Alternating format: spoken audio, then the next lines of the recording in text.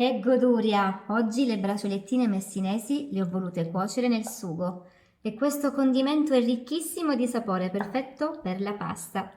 Ho trovato il lacerto, il taglio di carne perfetto per fare le braciole messinesi. Prepariamo il ripieno così da tenerlo pronto. È fatto di semplici ingredienti. Innanzitutto la mollica. Attenzione, al di fuori della nostra regione magari si tende ad utilizzare il pangrattato, che è molto più fine, più secco. No? Allora, la mollica, se non la trovate già pronta al supermercato, io la trovo, potete farla a casa. Potete grattugiare del pane casereccio togliendo la crosta così da avere una mollica bianca e soffice come questa, oppure potete comprare dei panini piuttosto morbidi, freschi e li potete frullare perché il risultato deve essere questo, una mollica vaporosa, vedete com'è soffice? Formaggio grattugiato, come vuole la tradizione, un buon pecorino siciliano. Non può certo mancare uno spicchio di aglio. Un ciuffettino di prezzemolo che tritiamo.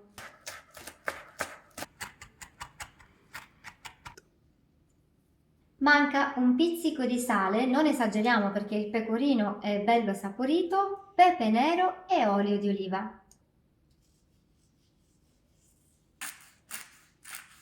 Quanto olio? Abbondante perché la mollica che funge da ripieno per le braciole messinesi deve essere umida, sgranata, quindi con l'olio ci andiamo giù un po' pesante. Se non volete esagerare e la mollica vi risulta un po' troppo asciutta, potete aggiungere un pochino di acqua, ma giusto un goccino, Iniziamo a mescolare e vediamo se ne manca. Vedete che è ancora troppo asciutta? Ancora un goccio d'olio. Quando si lavora con le mani è sempre meglio. Volevo fare la pulita, per così dire, con il cucchiaio, ma in realtà con le dita riusciamo a sgranarla, a sentire la consistenza, se è quella giusta, quindi non abbiate paura di usarle le manine. Vedete che schiacciandola si riesce un pochettino a compattare quando già è un po' umida. Quindi più o meno ci siamo. Muddica cunzata pronta. Dobbiamo preparare ancora una cosa. Una ciotolina in cui verso dell'olio, un po' di sale e un po' di pepe che servirà a dare sapore alle fettine. Mi tengo pronto anche il formaggio. Tra poco vi dico quale scegliere. Piccoli rettangolini. Ok, andiamo al pezzo forte, la carne, perché la prima domanda che mi fate sempre è qual è il taglio giusto, cosa devo chiedere al macellaio? Anche perché se entriamo in una macelleria siciliana e chiediamo il taglio per le braciole messinesi, sicuramente il macellaio non ha dubbi su cosa darci. Fuori dalla Sicilia un po' meno. Beh, dovete comprare un carpaccio di manzo, quindi delle fettine molto sottili e molto tenere. C'è un taglio che poi è il nostro prediletto, almeno parlo per quella che è la mia esperienza, che è il lacerto. Noi lo chiamiamo lacerto, nel centro Italia si chiama girello, al nord credo che si chiami magatello. Sono nomi che indicano appunto lo stesso taglio. E queste sono le fettine che si ottengono. Devono essere così sottili da diventare quasi trasparenti. Vi faccio una confidenza, i messinesi sono fissati con le misure delle braciole, devono essere piccolissime, almeno così vuole la tradizione, ci si impiega molto più tempo a farle, ad arrotolarle, anche delle ore, però il risultato è di gran lunga superiore, perché sono bocconcini così piccoli che non c'è bisogno di tagliarli con il coltello. Allora, le fettine che mi ha tagliato il macellaio li dispongo sul piano di lavoro, così mi porto avanti. Ho fatto una prova per farvi capire la differenza di dimensioni. Lasciando la fettina intera otteniamo un involtino come questo, che magari ad alcuni sembrerà comunque piccolo, perché in altre regioni d'Italia gli involtini solitamente sono davvero molto grandi. Per i messinesi invece questo è già un involtino fin troppo grosso, perché la dimensione più tradizionale è questa, dei bocconcini davvero molto piccoli, guardate. Questa dimensione la otteniamo tagliando la fettina di girello semplicemente a metà. Si fa un pochino più di fatica ad arrotolare la carne bene perché ci vuole un po' più pazienza, più cura nel dettaglio, però si riesce benissimo. Questa volta, considerando che devo fare la cottura nel sugo, preferisco fare gli involtini un po' più grandi. Spero che i messinesi non si offendano. Bagno la carne con un pochino di olio, sale e pepe per insaporirla. Qualcuno mi racconta che in passato invece le nonne usavano spalmare un pochino di strutto addirittura. Ora distribuisco un mucchietto di mollica condita su ogni fettina.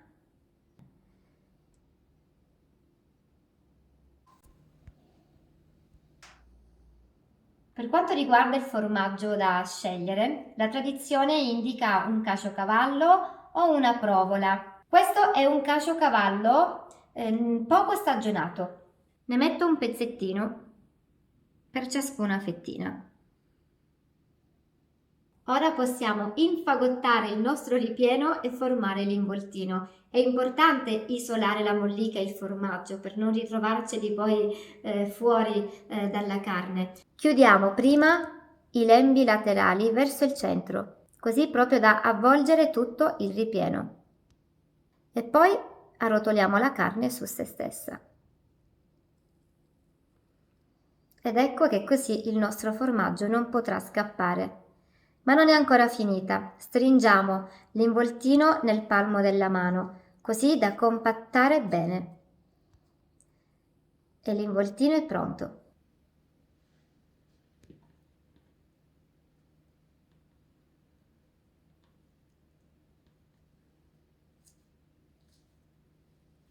Ora ci servono gli spiedini di bambù e cominciamo ad infilzarli. Vediamo quanti ne entrano. 3 e 3, 6. Prima di passare alla cottura tengo pronti i miei cipollotti. Sono piccolini, quindi ne utilizzo 3 e li taglio semplicemente a rondelle. Solitamente gli spiedini di braciole vengono un po' panati anche all'esterno, bagnati con un po' di olio, conditi e passati nella stessa mollica che abbiamo messo dentro. Questa volta, vedete, ho evitato perché adesso li scotterò in un po' di olio, farò una cottura diversa da quella abituale, sulla brace o sulla piastra o al forno, quindi procedo in maniera leggermente diversa.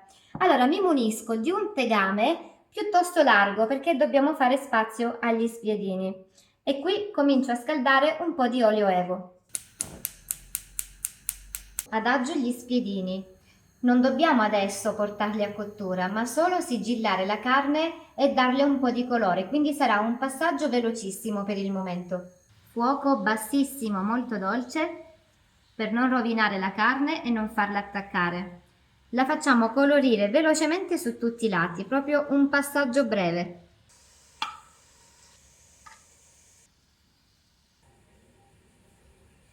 Nell'olio che adesso è già bello saporito mettiamo i cipollotti. Faccio appassire un pochino i cipollotti e poi aggiungiamo la passata di pomodoro. Allunghiamo sempre con un po' di acqua, un po' di sale. Perché non ho lasciato all'interno le braciolettine di carne? Perché quelle hanno bisogno di una cottura breve. Invece il nostro sugo dovrà restringersi perché più cuoce, più diventa dolce, denso, perfetto per condire della pasta. Quindi adesso abbasso la fiamma, metto il coperchio socchiuso e lascio cuocere per almeno una buona mezz'ora e poi aggiungeremo di nuovo la carne.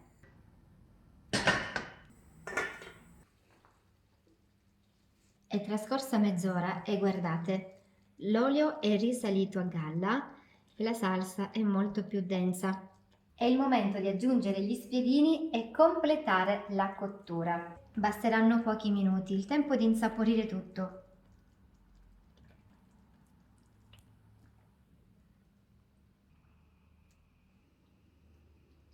Scuotiamo così da ricoprirli di salsa, facciamo riprendere il borbottio e completiamo così. La carne trasferirà al sugo tutto il suo sapore e il suo ripieno diventerà ancora più morbido e filante. Sono trascorsi ancora 20 minuti di cottura e ci siamo! Lo capiamo perché in alcuni punti il formaggio, guardate, vuole scappare, sta uscendo fuori. Sono cotti al punto giusto, anche perché, vedete quest'olio in superficie? Ci dice che il sugo è denso al punto giusto, corposo, godurioso e perfetto per condire la pasta. Ovviamente a Messina non abbiamo dubbi sul formato prediletto, ovvero i maccheroni al ferretto. Quindi in poche mosse portiamo a tavola primo e secondo. Era proprio quello che amavano fare le nostre nonne perché la domenica risolvevano così il pranzo per tutta la famiglia.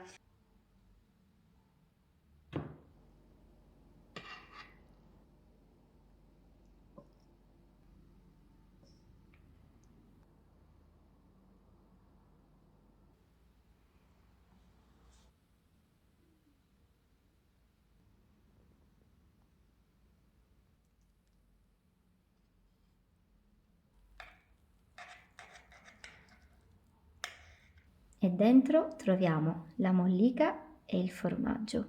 E tanta tenerezza. Un bocconcino davvero prelibato, delicatissimo, saporito e filante.